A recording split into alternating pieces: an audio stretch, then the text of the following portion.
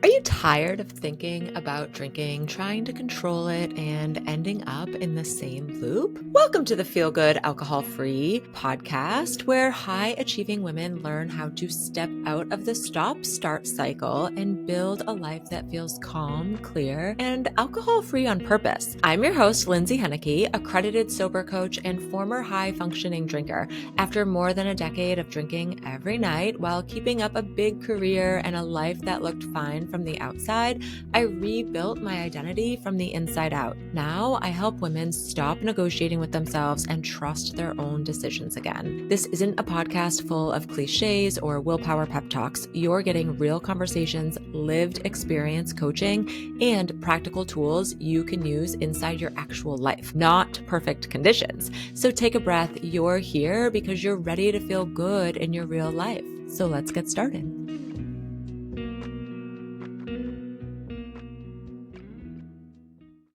Okay, here we are.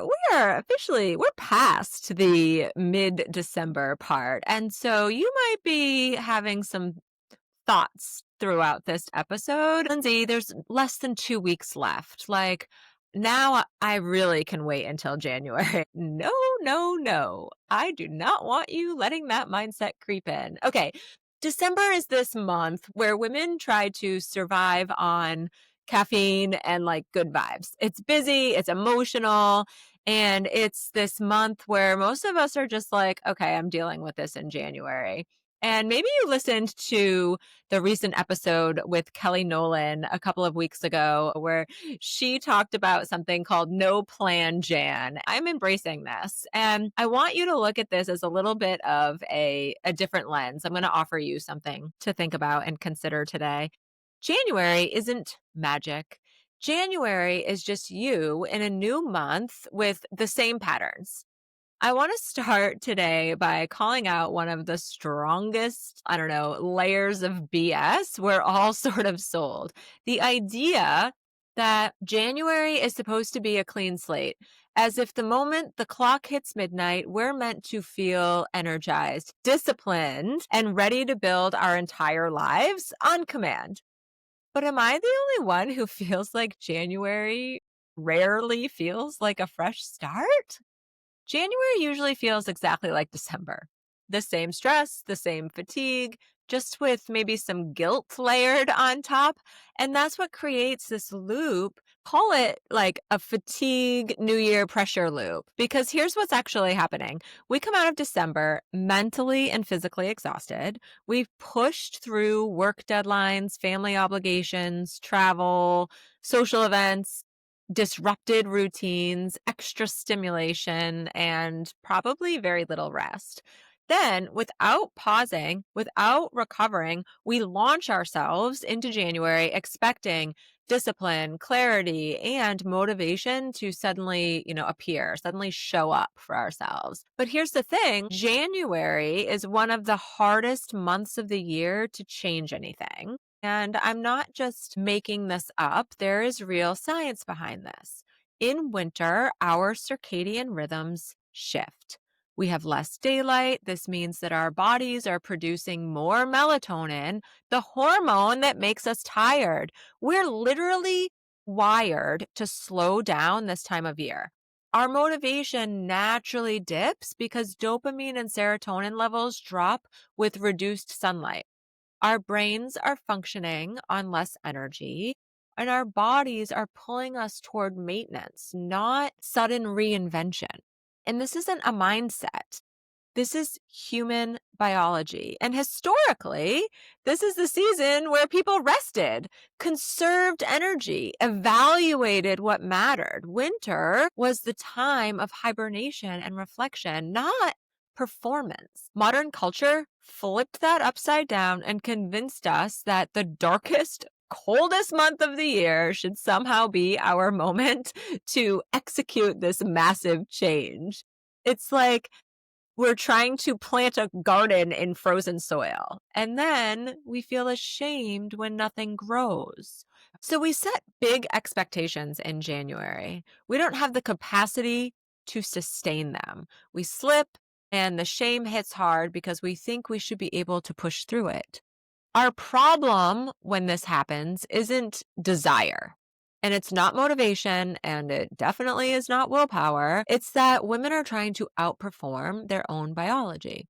And that's why January ends up feeling like December, but heavier. Because now you're tired and you're blaming yourself for being tired. You're already depleted and you're layering pressure over this depletion. And that pressure is what puts you back in the same loop that you were hoping to escape with your January fresh start. You're not stuck because you can't change. You are stuck because society has told us to just wait for conditions that don't actually support the kind of change that you want. Which brings me to the theme of today's episode. Real change doesn't happen when life slows down. It doesn't happen when our calendar resets. It doesn't happen when the month is right or when the energy magically spikes or when you look at your calendar and there's nothing on it for a while. Real change happens when you are practicing how you want to be living in the middle of your actual life. Inside the stress, the routines, the horrible, messy days, the busy weeks, the moment you don't feel ready, because ready is not a feeling. Ready is a decision. And that's where your real patterns live. And that's what you need to disrupt. This is where your habits live. It's in that messy every day. And when you learn how to change your relationship with alcohol right there inside real life, instead of waiting for this perfect, shiny moment that doesn't exist, that's when you're going to be successful. That is when you will be able to change because you stop relying on willpower. You don't negotiate with yourself every day, and you stop resetting the same goal every January or every first of the month or every Monday. And you start building something that is actually sustainable in your life. Today, we're looking at what actually changes when women stop waiting for ideal conditions and instead learn how to create momentum in the real world exactly as they are. Because you already know this. If waiting worked, wouldn't it have worked by now? It doesn't create clarity. It actually only creates pressure. Every time you tell yourself you'll start after the holidays or after the trip or after the stressful season at work, your brain learns that change only happens when life feels easy. And since life rarely feels easy, guess what? You're going to stay stuck. And that's how January turns into another month of mental negotiations. And every day becomes the same conversation in your head. Should I drink? Should I not? Maybe tomorrow will be easier. Maybe next weekend will be different. Nothing actually changes, but the pressure increases. And without support, without structure, without accountability, without someone helping you understand what's happening in your brain, you repeat the same patterns because your brain defaults to what it knows. Patterns don't disappear because the calendar flipped to a new month. They disappear because you interrupt them with something different. This is why December is actually the most accurate test of your patterns, not because it's like so incredibly busy and emotional, but because it's real life turned up slightly louder. If you drink when you're stressed, December shows you that. If you drink when you're tired, December is going to show you that. If you drink because it's familiar, December is going to show you that. If you drink because of social pressure or routine, December puts that front and center. And it's not a bad thing. This is information for you. It's the clearest picture you'll ever get of what's actually driving your decisions. And so many of us think that December is the worst time to start changing our relationship with alcohol. But it's actually the month that gives you the clearest information. When you can learn to navigate real triggers inside real life, you build skills that hold up in any season, like not just the easy ones. And is there even an easy season when it comes to quitting drinking? No, there's not. Waiting keeps you in the same loop. Awareness breaks the loop. Support rewires the loop. You don't build self trust by waiting for a quiet season. You build it by learning how to lead yourself through whatever season you're in. So, okay, I want to shift gears a little bit. You know, I love including a little bit of science in these episodes, and I gave you some around winter, but here's like one of the things that I just think about in my own journey. I kicked off my sober journey in December. Was it the last time I drank? No, but I was creating the version of me who didn't drink anymore. And that is what's so important. Any effort you put into this journey, any day of the week, is you creating the version of yourself who's further along and closer to the person who doesn't drink anymore. Okay, so let's talk about quickly why your brain loves the idea of I'll start in January, even though January has never actually worked for you, maybe. Or maybe you've had a very successful dry January before, sober October, whatever the thing is, but then just within a few days after it ending, you were right back to your own routines. And I promise this isn't about discipline.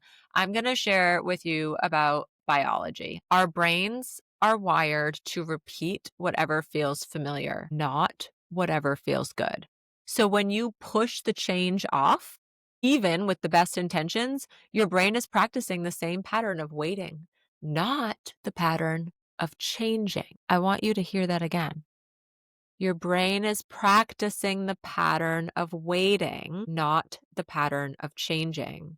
So think about your evenings. All day long, you're taking care of people, fixing problems, making decisions. By 5 or 6 o'clock, your cortisol has been doing the electric slide through your body, maybe. Your blood sugar is dipping. Your emotional bandwidth is basically at maybe 3% battery. And the part of your brain that makes smart decisions has basically checked out for the night. It's done. So what does your brain do? It reaches for the most predictable form of relief. This is why you can have a morning where you swear you're not drinking tonight. And by 6:12 p.m., you're in the kitchen pouring a glass of wine. That's not you being inconsistent.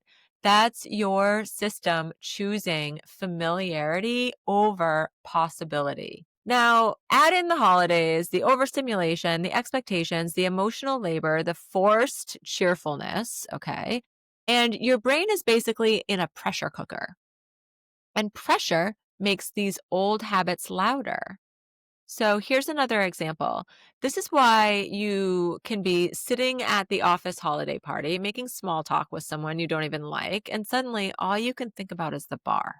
It's not because you need a drink. It's because your system is screaming, I don't feel safe right now. Give me the thing that shuts this down the fastest. When you push change into January, your brain is like, good, we're repeating the waiting pattern. Perfect. I know that one. And then the pattern gets stronger. This is why starting now, even in the mess of real life, even when there's only 2 weeks left of the year, actually works better. You are teaching your brain a new repetition, a new safety mechanism, and a new way to respond when the 6 p.m. thoughts hit. And because your brain is so tired in December, the repetition sinks in faster. Let's also not look at perfection here. Quitting drinking isn't necessarily about number of days sober, particularly maybe at this stage in your journey. The idea is to get those sober stretches longer, to interrupt the pattern, to have the new pattern start to outweigh the old pattern where the old pattern goes away. Even though there's only a couple of weeks left here this year, what if out of the next, I don't know, we'll call it 14 days from when this episode, what if you drank only, I don't know, 8 of those 14 days? Would that be better than last year or last month? Really think about that, okay? We want to break the pattern that your brain has rehearsed the longest. And the moment that you start practicing something different, even once or twice a week, your brain starts to learn that too.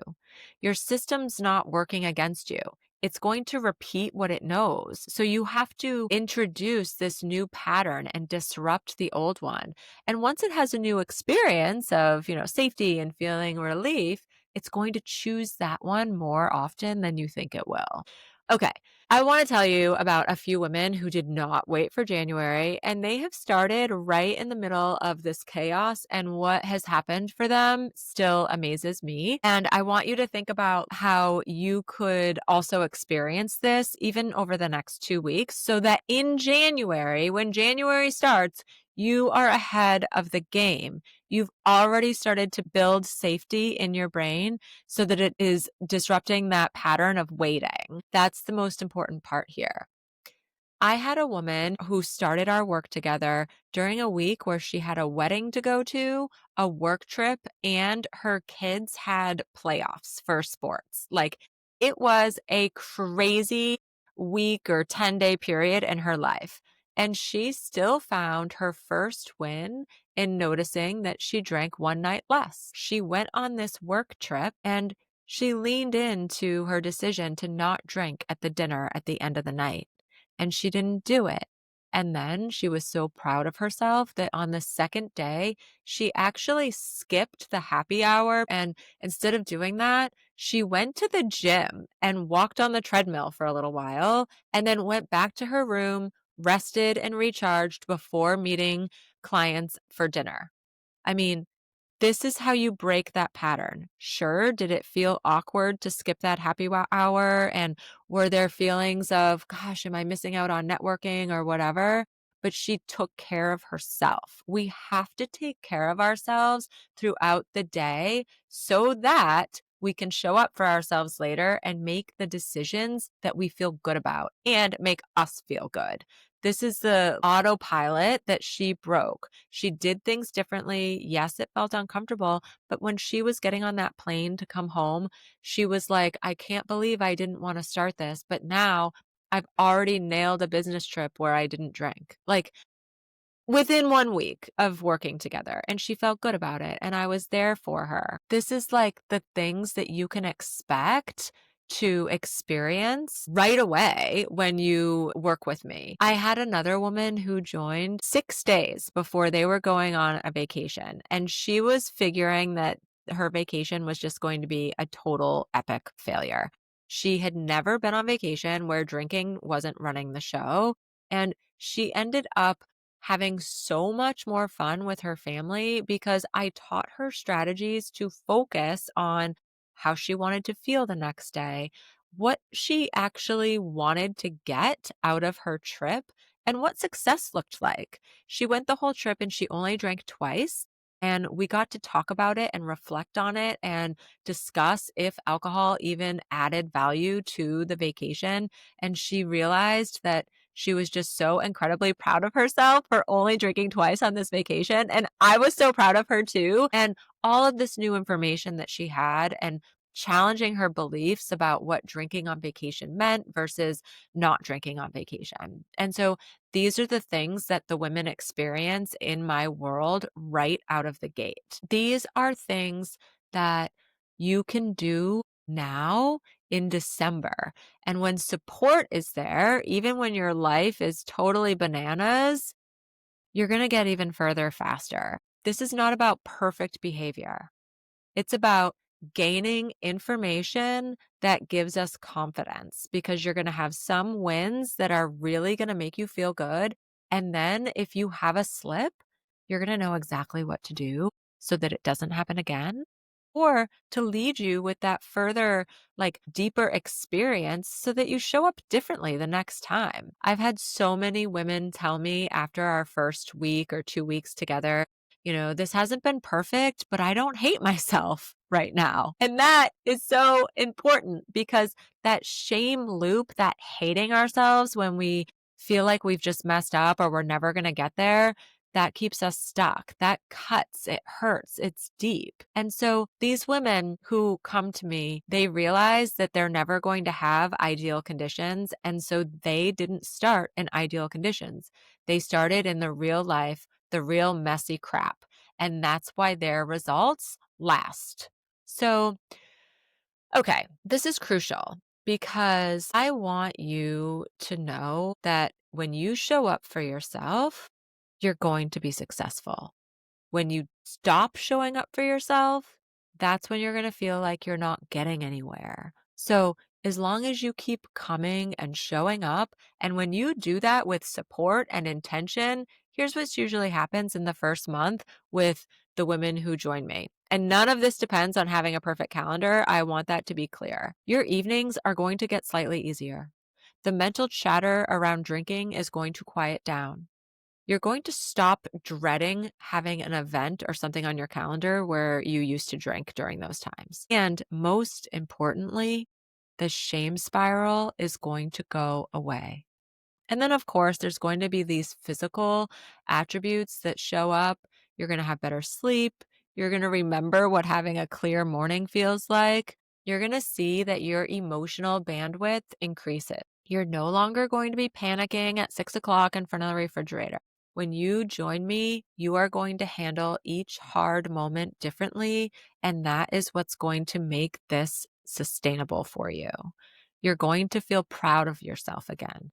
The woman you'll be in 6 weeks will walk into situations that feel impossible to you right now, and she's going to handle them with a kind of steadiness that you just can't imagine yet.